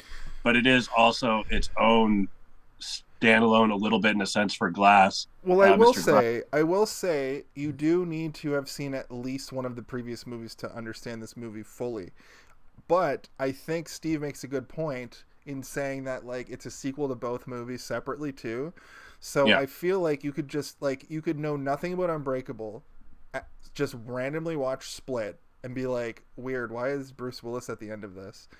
Right. And then watch this and it makes sense. Or you never saw Split, assumed it was just some weird like high concept thriller, but you're familiar with Unbreakable, and then you watch this and then they give you enough context and actually show how Kevin does his thing as a supervillain that you have enough context that the movie makes sense. I just don't think you can jump into this and be like, well, I'm fulfilled. Yeah, I would immediately want to. I could watch this and immediately go back and watch the other 2, but there would be some dead air there where you would be a little confused if you haven't seen the other 2. But I think, like I was saying, it is a successful sequel to both of these other movies that don't really have anything to do with each other at all, right? Yeah, that's why I compared it to an MCU sequel. Yeah, I guess. But you also compare everything to an MCU sequel. No, so I don't. I compare everything to a Final Fantasy. And it doesn't lose its meaning. It doesn't lose its meaning. It just, hey, Art by the Sea. We haven't seen Art by the Sea on the show in forever. And Art by the Sea says, that's what happened to me. I didn't know it was related to Unbreakable until the end. I assume they're talking about Split. Yeah, probably. It would be weird if you didn't. Watching Glass, you're like, is this the same Unbreakable as John? I don't know if this Unbreakable man is the same Unbreakable man from Unbreakable. Is Unbreakable. I'm not saying I disagree with you, Jason. Though it does have that, especially in the world we live in now, where everything is an MCU sequel and we barely get anything that isn't. I think the MCU is in full effect in 2019. This fully lampoons that kind of superhero movie, right down to the whole like we're gonna go fight on the top of the tallest building in the state that's freshly. I'm not sure. Yeah, well, I mean, it's setting you up emotionally and mentally for that MCU finale, and then they don't give it to you, and then what they do give to you is pretty satisfying. I know that there was a lot of people that were very upset with the ending of this movie. People who love Unbreakable, people who love Split, were just like, "What the fuck? Like, this is terrible." And I was like, "No, it's exactly what would happen. Like, this is what would happen, man." These people are not Iron Man, they're not Thor, they're not Spider-Man, they're not people that have like ridiculously overpowered abilities. They They're have what I people who like are to call, slightly more insanely strong than we are. Like what I like to call golden age superpowers, which is what the Watchmen have, where they are a little bit superpowered and they might have a gimmick, but for the most part, they're just people with heightened abilities. Well, the Golden Age Watchmen, they were all just Batman. They were all vigilantes. They were just like people who were good at fighting and strong. And then in the Dr. Manhattan shows up and he's an actual he's like superhero, a real right? superhero. Yeah. But like Falcon or Owlman or whatever the fuck. He has, to me, like, it feels. Well, yeah, he's like a strong guy, but he also has like gadgets and shit. But my mind goes to like what people would describe like Hercules to be like, right? Where it's like he could lift a lion over his head and toss it 5 meters or whatever, and you're like, okay, that's in comparison to like Superman like sucker punching an asteroid into the sun or something. You know, like there are different levels, and like Greek mythology, a lot of it is just like they were strong, and they would write stories about people who were like supremely strong compared to a regular person. Hercules' whole thing is that he is a slave and grinds a grinder in a circle for fucking like 10 years. No, I know. I'm so he is literally no. I'm agreeing with you. Like he is literally just strong. In this, they Sarah Paulson, Ellie's Dr. Sable. Glass brings up the strongman, or does Ellie bring up the strongman? She brings up the strongman to explain, explain why your abilities are slightly heightened, and that's a good way to look at it too. Like professional wrestlers, or like Brock Lesnar. Brock Lesnar is a superhero compared to me. Yeah, but But I mean, like, it's like I've been saying the whole time, which is like they give you little examples visually of their strength and their abilities, where it's impressive to see, and you're like, oh shit, he caught that huge table. But it's not something that, like, if you were to see it in real life, you'd be like, holy fuck, and you would tell people about it and they wouldn't believe you. They would say, like, the guy probably deflected it off his arm or something. He didn't catch it and then throw it back at the other guy. They would assume that we were over elaborating the story, but in this, we see it going back and forth between them, and it's like, oh no, they are super strong. But if you were to tell this story to somebody, they wouldn't believe you. We didn't talk about where that table ends up, though. He throws it ends the up table on the back, and it hits the cheerleader in the funny, like the most like dark comedy moment of the movie. Smokes sandwiches her, and then we find out later that she just got like a concussion and some broken ribs. Well, it hits her like it like hits her flat into the wall, right? Yeah. It's not like it like hits her directly like he threw it. Yeah, he didn't throw it like a spear. He threw it like a big flat plank that sort of crushed her for a minute. So yeah, I believe the injuries, right? Like I'm like, yeah, she got hit by that table. Probably wouldn't kill you. I've done but that it would fuck you up. It would probably break your ribs and give you a concussion for sure. I think the most egregious thing though is when I think Anya Taylor-Joy Casey is like, Superman didn't fly at first. I'm like, yeah, but he could literally leap. They keep doing that the whole movie. Literally though. They keep leap over like I said, they rolled up though. an action comic, yeah, and they're slapping us in the face with it over and over again. Sucks, like, yeah, we get it. It's a superhero thing. We know. Superman. I think Superman, even though he's like the prototype for it all, I hate how he's DDized. Like he's like I hate how he's regarded as the prototypical superhero. That's just because he was one of the first, man. Like he's the first. Yeah, so it's a thing that will always exist forever. Like I hate him. It's not going to go away. You don't need to hate Superman. I hate Clark Kent and I hate Superman. Okay. And I like shitty I'm sure that Henry there is a Cavill. Superman story out there that you could read and you would probably I was just about to say I like shitty whiny Zack Snyder Superman, the best of all of them, because he's different and he's a bitch. I mean, I don't really like Superman all that much either because I think it's just like it's a hard character to write in terms of it's like a grandpa superhero, right? It's like, oh, he's a golden man and he's made of good vibes and he always says good morning and good night. He's made of good vibes. He's made of good vibes, man. He's good vibe man. Like, he's just nice man, the Superman. And like, fine, whatever. Like, I love Batman because he's like a ninja scientist billionaire who just beats the fuck out of people. Yeah, Batman is also deeply flawed. He's cool. But, he's cool. That's and his costume looks like a bat. Cool. And he looks like a bat. Cool. Yeah, and his villains are sick. He beats Mr. up mentally Freeze ill is an people. Iceman. He beats up mentally ill people while being mentally ill. So he's an equal opportunity vigilante. Yeah. Well, it's like I'm saying, the end of this movie is as if we all were living in a world where Arkham Asylum existed, but we didn't know that any of these supervillains were real. And then all of a sudden they all just started fighting each other on the front lawn, and we all saw it on YouTube, and we're like, what the fuck? TikTok videos of a man bending a bar and like uppercutting a guy into a vat of water and punching a van to death and flipping cars over and running on all fours. Since we're kind of taking it home here, like, what... I don't really know what that ending super signifies, and the only theory that I put together was just like, at least the world knows.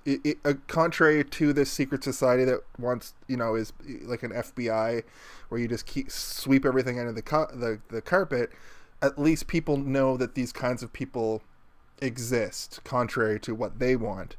But did you guys have any theories about the bigger meaning about the ultimate plan being to show these superheroes like have a superhero battle? Or was it just Mr. Glass being like, I love comic books and I know superheroes exist, let's fucking have a showdown on the dark web? Well, it's kind of a little bit implied that Mr. Glass was working with his mom and the other two in order to like bring this information forward, because they all experienced it, right? The son, the kidnapped victim, and the mom, they've all been so uniquely intertwined with these people's lives that they're like, no, we know it's true. And you're trying to convince us now that they're not superheroes. We've seen it, man. Like, we've seen it with our own eyes. Like, I saw this guy climb a wall with his fingernails and toenails, and that is not parkour. But isn't it possible that maybe you could possibly be the kind of person who studied that's my Sarah Paulson, who could have studied a whole bunch of videos. Sounds more like Hedwig to me. Well, it sounds like Daffy Duck, because Sarah Paulson has this fucking lisp that does not quit. I love her. She's an amazing actor, but it's so distracting. I stare at her fucking mouth the whole time. It's a bit of a slurred speech. I know it. It's something that runs in my family as well. At any rate. What's the kid's name from South Park? You just said his name by doing the impression, because that's the whole impression. I'm Scott Malkinson. I've got diabetes. But yeah, that was another one that she brought up. Like, isn't it possible that we saw that you looked at some climbing videos, and that's, but when they show rock him, climbers, he's like, when he climbs, he's crawling on the wall, ceiling at one point. Yeah, when he climbs up a wall at one point, I was like, oh, they're showing it like in this way to show that he could be free climbing or whatever it's called, when you just use your hand strength to like hold on. But when he's on the actual ceiling upside down, when they do that really There's probably like pipes or something. No, they show him like Spider-Man the ceiling. Yeah, and then you can see little like grips where his fingers and toes like went into the wall. Like, he's just breaking the wall by like, yeah, it's crazy. It's crazy. He's a superhero. He's clearly a superhero, and they're just gaslighting. It's the gaslight tower at the top of Philadelphia. It's glass. It's gas. To answer your question, Jason, He's a little getting bit. Glass lit. I looked at it a little more simplified kind of lens, I guess, where Unbreakable is basically David's victory, Split is in a sense Kevin's victory, and then this is Elijah's victory. Okay. So like, his master plan comes to fruition. Okay, but like one footstep beyond that is my big smoking gun, and that's okay. Bring it. Why did he want to expose these two? Like, well, it's a continuation of his whole thing from the first movie, which is that he wants to prove that these people exist. He knows that he has like a crazy. He also wants a purpose. this is his purpose. He has a crazy intellect, and he's able to see things that other people aren't. And he believes that comic books, literature, paintings, and just tales through history are all based on the fact that these people who are slightly better than everybody else exist. Right. And that's why he was creating all the disasters, was to prove his own point. And he did. And he got locked up for it, and nobody believes him. So now he's doing it again. And he's like, no, now I have two of them, and I can make them fight, and people will see them and realize like these guys are able to like throw cars at each other and like bend steel bars and climb walls and run like animals, and like everyone's going to see it and they'll know. And then it will potentially spread virally through the internet. And if there's anybody else that exists that has these powers, they now have confirmation that they're not just different, they're like special. So I think that that's why he's doing it, is to essentially like unlock the world to a new level. To be like, listen, there are super beings that exist, and you might be one of them, and you just got to figure it out. I think the both of you provided the context I needed to really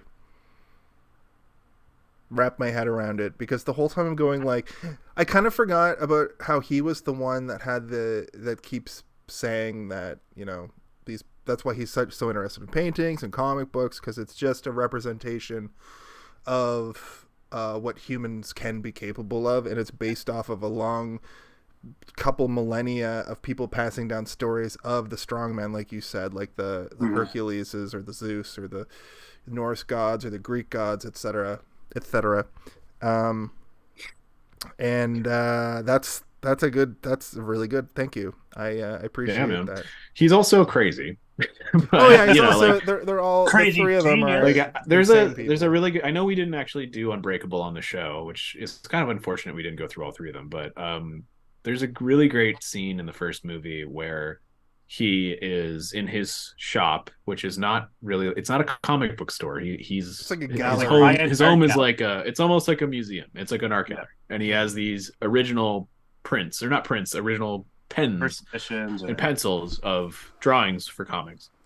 And there's this man who's willing to pay like $40,000 or something for this original drawing of I can't remember what the superhero is, but I believe it was actually it was like the kind of like Superman prototype versus a Beast prototype, which is actually, when they describe the Beast, is that original drawing from Unbreakable. Okay, so it's just a made-up thing. Like it's not like a real comic from our world, if that's what you mean. Okay, yeah, that's what I mean. I couldn't remember if it was like a drawing of Superman or something. But there's this guy, and he's going to buy it for like $40,000 or something. And sorry to cut you off, Steve, but I feel like M. Night Shyamalan might have had this whole story written in like a binder in like high school. You know what I mean? Like it feels like this feels very all three of these movies feel very passion project, and you know, anyway, sorry, go ahead. I was just saying that like there's a really great scene where it just kind of like illustrates perfectly who he is as a person and how he thinks of regular people. And it's like, this guy wants to buy this painting for a ridiculous amount of money, and he is happy to sell it to him. And then the guy during their conversation says something along the lines of, "My kid's gonna love it." And Mr. Glass is like, "Excuse me? Do I look like a bitch?" And he's like, "You're buying this for a child?" And he like throws him out and doesn't sell it. He's like, "Fuck you, and fuck your stupid kid, your sticky fingered Crayola eating idiot child. Like, this is not for him. This is to be placed behind bulletproof glass and never touched again." And this guy's buying it for like his little kid or whatever, right? And I think that just kind of like shows you who Mr. Glass is as a guy, where he doesn't think of people as people until they reach like an intellectual point that can either like have a conversation with him or understand things for their value and not as like something to give to, like I'm pretty sure he calls him like a crayon eating bitch or something like that. I remember that scene for sure. Anyway, I just wanted to go back a couple beats to that, because it's just like, it's just who he is, man. His intellect is so high that he can't think of regular people as anywhere close to him. and he wants to find the people that are close to him, the ones that are unbreakable, so to speak, the ones that can be drowned, or the broken. This is Unbreakable. Kimmy Schmidt is in this universe, right? Yeah, she hasn't been released from the underground vault yet, or whatever. But she shows up in the first episode of the Glass TV series. Yeah, that's actually the TV show spinoff of this. Unbreakable Split Glass. I mean, I feel like the TV show would have something to do with the two younger characters, right? Like the son and the. I can see it just being its own thing, like or just its own thing. Finding new. I know, but that's boring. But then the fucking superhero police show up. It just becomes Agents of S.H.I.E.L.D. Have shows like that. Agents of S.H.I.E.L.D. was basically what. No, you see, that's a terrible example. Agents of S.H.I.E.L.D. There's other shows that are more similar to it being like even like Heroes in the first beginning aspect. Actually, Heroes, Heroes that was done in a way that could totally. And Heroes was a kind of a off the idea that we could have grounded superheroes, because I remember Unbreakable coming out. But then it became like everything else, and then there were comic books and spin-offs and all kinds of shit, and it's like now we're going into the new universe, which is a different timeline, and I'm like, oh god, it went full superhero. Don't New 52 a fucking comic book after 3 seasons of a television show, okay? We're not doing that. And then the reboot that they tried to do, which was just I didn't even finish because it was so bad. Wow, you watched way more Heroes than I did. I've seen all of Heroes except for like the last episode of the like 2017 fucking reboot or whatever. Anyway, take us home, Cage Man. I guess Steve just walked away. Oh, there he is. Hello. He's back.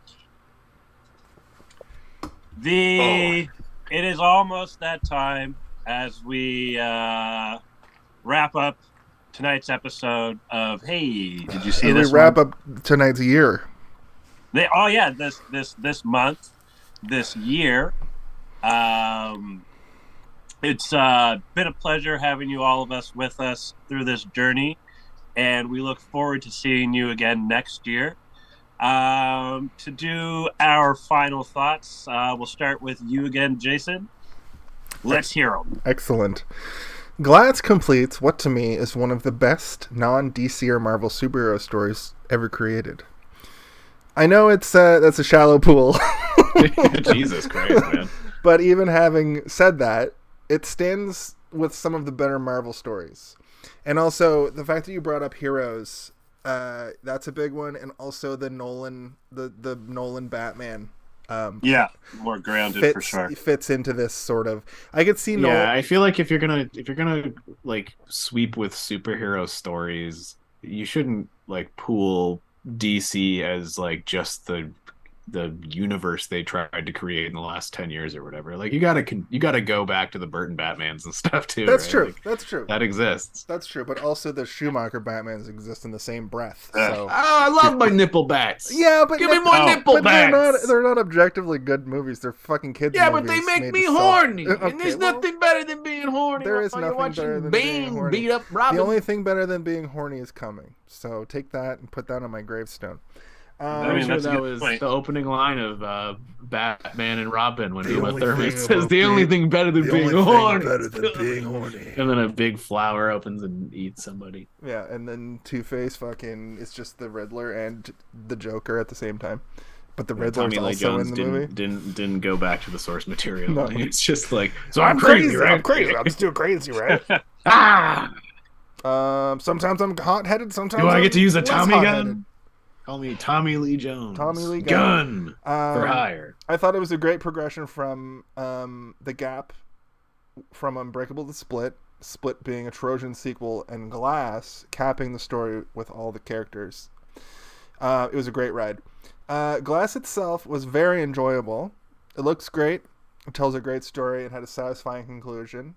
I'd like to add on to that. The sound design was great, and it's just one of those movies that is, you want to see what happens next for the full 2 hours. Like what next? Okay, what next? And it snaps through it. Like there's no boring lulls. I'm sure on a rewatch, I would have moments where I'm like, okay, this scene was fine. Let's get to the next thing. But it requires multiple viewings. I think all of these movies require multiple viewings. I vouch for it. tells a great story and had a satisfying conclusion, both ending a story and as a film. I give it a 4 out of 5. I recommend this to any fans of superhero movies, but the first two movies are required watching, and I kind of refuted that as we talked about it tonight. I would say that one or the other are required viewing. I think Split and Glass go together better just because it's a newer movie, but Unbreakable tells the whole story of one of the main characters in this, even though Unbreakable's character is kind of less interesting. He's just the de facto superhero, but it's more complicated than that, I guess. I give this film a walking around touching people on the arm to see who has a bad streak, but touching Kevin Crumb and finding out he has hundreds of personalities while Mr. Glass uses those personalities to destroy the overseer as a final act of defiance. Nice. I like it. God. I just summed up the whole. Yeah. Jeez. I like it. Like a lot. Steven, yes. Why don't you... I apologize I didn't have time to write my thing because I was watching the movie up until pressing join this conversation. Would have loved to because I have a lot of thoughts. But I think I got a lot of the thoughts out during our discussion. So I don't feel like I need to get too heavy into it in the end here. As I said before, I think it's a very good sequel to two movies that otherwise would have nothing to do with one another. He could have made these two movies completely isolated on their own and not had the connecting tissue at the end.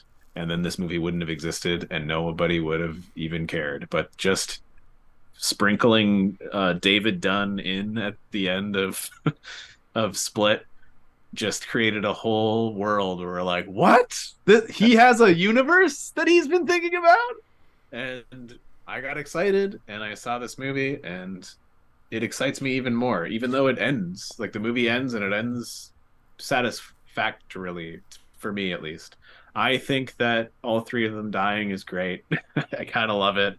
I think that Elijah is very interesting as a character, and I would love to see the young adventures of Elijah, like being this weird murderer man who's just trying to find supervillains, and like maybe he found some other ones that were like not quite up to snuff, and he ended up killing them. Who knows? Sound design is amazing. The cinematography is great. The choice to make it set within a facility for the entire movie is so good. I've already said multiple times that I love the fact that the showdown does not take place at the top of a big, expensive, brand new building, that we get to see people flying around and flying through pipes and having to figure out a brand new setting. Instead, they just gave us the stuff we've been seeing the entire time. You see that lawn like 40 times throughout this movie. They keep showing that front lawn over and over and over and over again. You see it so many times. And then the climax of the movie is just them beating the piss out of each other on that front lawn. And it's good. It's very good. I'm not sure how I feel about a man drowning him in a puddle, but at the same time, like if that is his weakness and water does actually magically make him weaker, then yeah, that's kind of cool. I hate secret societies. I think it's such an easy cop-out thing to do. I really don't like when one person leaves a restaurant and then everybody, including the bartender, just stops talking and then one person's like, we've done it. Like, the bartender's also part of it. He's just like, yeah, they hired me way back. I'm really good at cocktails and they gave me all these dossiers about secret shit. So I just have to shut up for most of the time. But it's fun. It's comic booky, right? Like it's fun. In terms of what I would give it, I would say that this is a very old stained glass window that from a distance is perfect. A glasterpiece, you would say. But upon close inspection, there are a couple of cracks here and there, imperfections, if you will, and even a couple of panels that if you touch them, they're loose and they could fall out with just a little bit too much pressure. But otherwise, if you just take a step back and see the unbreakable portion, you see the split portion, you see the glass portion, it is a beautiful stained glass window, and it's good. Also, Split and Unbreakable are two states that glass could be. So, kind of had that epiphany recently. Nice. Over the Holy last 10 shit. minutes. I know it's stupid, but I think that But also, when I was picturing the stained glass window, I pictured it being made of all panels of purple, yellow, and like a pale green. Or three. That sounds like a good art attack to make. 3 stained glass windows that are dedicated to the 3 boyos of the story. Maybe I should try and draw that. Please do. Please do. We'll post it everywhere. Like your Grimoire t-shirts. Yeah. Anyway, Kaylin, I think it's your turn to tell us what you think. Well, thank you. Thank you very much. So, I want to be bold. I'm going to be a little bold and say I think this might be the best superhero trilogy to date. And I'm just going to leave it right at that. I'll add a little bit more, though. So I did write, I can understand how some people might see this as the weaker of the 3. And again, I think going in with a certain expectation might be what leads to that. But I would recommend giving it a few more viewings and appreciating it for what it is. I mentioned it earlier, but Unbreakable focuses on David realizing who he is, Split with Kevin realizing who he is, his potential, and then this has Elijah's master plan coming to fruition, cementing him as the mastermind, the creator of superheroes. I give this movie a we exist and a buy.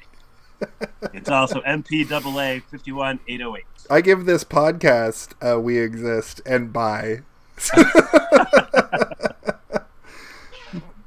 All right. Don't forget to hit that fucking follow button, and thank you for 2022, everyone. Thank you for everybody that came through this year into the chat. We had our first 2 guests. We plan on having at least a guest a month going forward. Next month out there, send your submissions to our Instagram page, and if you want to join, I'm going to give you the big reveal on what January's theme is, because we're going back to themes, baby. Remember last year when we did John Carpenter Presents January? Let's do it again. We're doing it again. It's John Carpenter's back. John Carpenter's back, baby, and we're doing the sequel month. Not sequel month. We're doing the sequel to our original January, but just more movies by John Carpenter. And also, we have a very special guest and a little bit of cross-pollination with another podcast. Nice. And those details will be revealed in the future because we're still a couple weeks off. But personally, I'd like to thank everybody who we ended out the year with 550 something followers on Twitch. Just say a number between 1 and 9. I bet you could nail it. I think it's 500. Here, I can just scroll down a little bit. 562, my mans. We were at 544 when we started the day today. I've been putting in those work, doing those reps, and we're moving on up to the side. I'd like to get 1,000 followers by summer. I think that's attainable. But I love you guys, and Happy New Year and Merry Christmas, and Kaylin, I think... And I got a question for you. Kaylin, I think... Oh, yeah. Yeah. Right, my bad. Yes. Happy New Year's. Thank you, all the viewers. Come back again. For Jason and Steven, I'm Kellen. For Steven and Kaylin, I'm Jason. For Kaylin, for Jason, I am Steven. And we just got to ask you one thing. Hey. Did you see this one? Did you see this one? Hey, did you see this one? Hey, did you see this one? Hey. Hey. It's Glass, baby. Glaster piece. The Glaster Blaster. It's the Glaster piece. The Glaster piece. This one. Put that in your glass and smoke it. Now you see it. Now you don't. Well, nobody. But you still do because it's right here. Nobody can see anything because they can see our things. This is the Let's part make of like the a tree and episode split. Thanks for watching. where we Information. gibberish. Unbreakable. Are we still gibberishing? think so. Unbreakable. She's alive. Damn it. What about now? Man, you guys think Mr. Glass is dead or alive? I know he got